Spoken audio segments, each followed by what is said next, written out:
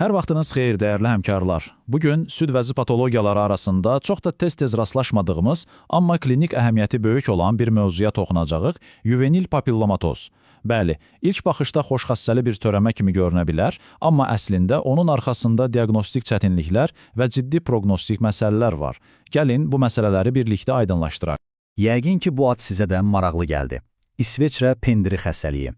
Həqiqətən də bu, patologiyanın qeyri-rəsmi, amma çox yadda qalan adıdır. Bəs bu qəribə adın arxasında hansı patoloji mənzərə dayanır və bu bizim üçün kliniki praktikada nə deməkdir? Gəlin elə bu sualla başlayaq. Yaxşı, gəlin rəsmi tərifinə baxaq. Yuvenil papillomatoz, qısaca YP, süd vəzisinin xoşxassəli proliferativ bir xəstəliyi sayılır. Amma diqqətli olaq, xoşxassəli sözü burada bizi biraz yanılda bilər. Çünki bu zədələnmə əslində gələcək xərçəng riskinin bir növ xəbərçisidir. Patoloji baxımdan isə biz burada terminal duktolobilyar vahidlərdə, yəni süd vəzisinin son şaxələrində güclü bir hüceyrə artımı görürük. Və budur o məşhur adın hekayəsi. 1980-ci ildə Dr. Rozen bu toxumanı kəsib baxdıqda onun makroskopik görüntüsü, yəni çox saylı balaca kistlərin yaratdığı dişikli mənzərə ona məşhur İsveçrə pendirini xatırladıb. O vaxtdan bəri bu vizual bənzətmə patologiyanı təsvir etmək üçün çox işlək bir terminə çevrilir. Yaxşı, bəs bu vəziyyətlə adətən kimlər qarşılaşır? Tipik pasiyent profili kimdir? Gəlin buna nəzər salaq. Çünki bu, xüsusilə gənc pasiyentlərdə əllə hiss edilən kütlələrin diferensial diaqnostikası üçün olduqca vacibdir. Deməli, qarşımızda adətən 30 yaşdan aşağı, xüsusilə 19-23 yaşlarında bir qadın pasiyent var. Müayinədə bərk, sərhədləri aydın seçilən və hərəkətli bir kütlə hiss edirik. Bu tablo sizə nə isə xatırladırmı? Əlbəttə, fibroadenoma. Məhz bu səbəbdən də YP çox vaxt ilkin olaraq fibroadenoma ilə səhv salınır. Bu da bizi daha diqqətli olmağa və dərin araşdırmağa sövq edir. Beləliklə, əlimizdə klinik şübhə var. İndi bu diaqnostik tapmacanı necə həll edəcəyik? Təbii ki, proses görüntüləmə ilə başlayır və histopatoloji təsdiqlə bitir.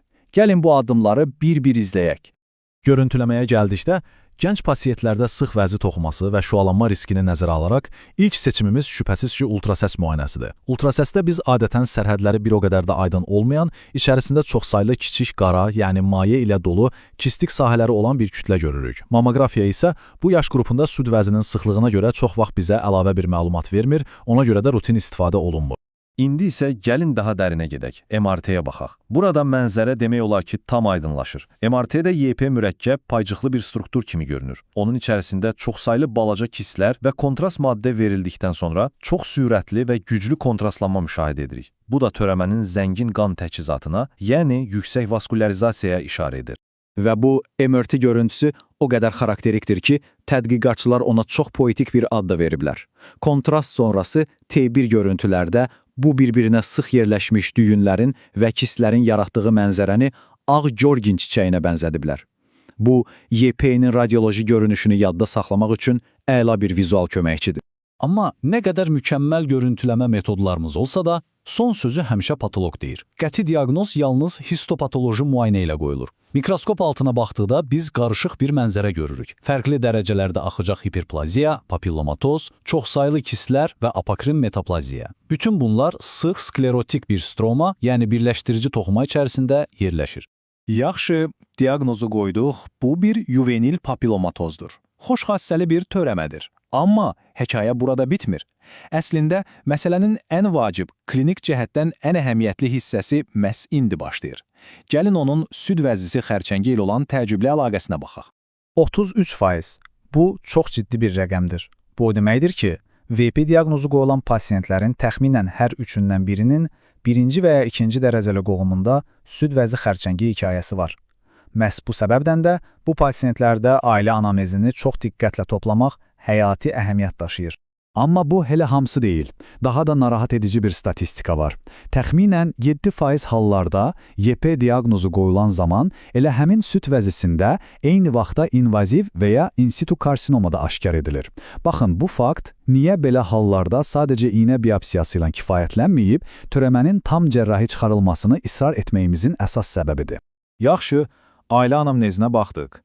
Yanaşı gedən xərçəngi istisna etdik. Bəs gələcək? Risk əməliyyatla bitirmi? Təəssüf ki, xeyr. Uzun müddətli izləmə zamanı bu pasiyentlərin təxminən 3%-də sonradan süd vəzi xərçəngi inkişaf edir.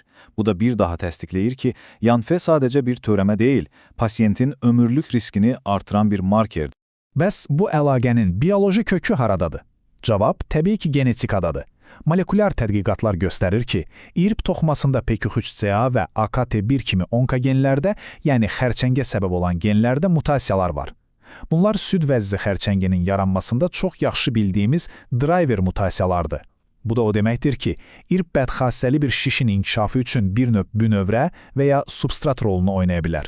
Yaxşı, bütün bu riskləri bildikdən sonra biz klinisistlər nə etməliyik? Pasiyenti necə idarə etməliyik? İndi gəlin optimal müalicə və uzun müddətli izləmə strategiyalarını müzakirə edək. Əslində, burada yanaşmamız çox aydın və 2 mərhələlidir. Birinci addım, heç bir şübhəyə yer qoymadan törəmənin tam cərrahi rezeksiyasıdır. Bu bizə həm qəti diaqnoz qoymağa imkan verir, həm də potensial təhlükə mənbəyini aradan qaldırır. İkinci və bəlkə də daha vacib addım isə pasiyent üçün strukturlaşdırılmış, uzun müddətli bir izləmə planı qurmaqdır. Amma bir şeyi də unutmayaq, hər pasiyentin riski eyni deyil. Əgər pasiyentin ailəsində süd vəzisi xərçəngi varsa, YİP hər iki süd vəzində aşkarlanıbsa və əməliyyatdan sonra residiv veribsə, bu qrupda biz daha diqqətli olmalı və daha intensiv bir izləmə aparmalıyıq. Bunlar yüksək risk qrupunu müəyyən edən amillərdir. Beləliklə, gəlin başlanğıc nöqtəsinə qaydaq. Bütün bu məlumatlar işığında yuvenil papillamatoz nədir? O sadəcə kəsib götürməli olduğumuz xoşxassəli bir törəmədir? Yoxsa həm pasiyentin özü, həm də potensial olaraq onun ailəsi üçün gələcək xərçəng riskinin artdığını göstərən ciddi bir bioloji marker, bir erkən xəbərdarlıq siqnalıdır? Düşünürəm ki, bütün dəlillər qəti şəkildə ikinci varianta işarə edir. Diqqətiniz üçün təşəkkür edirəm.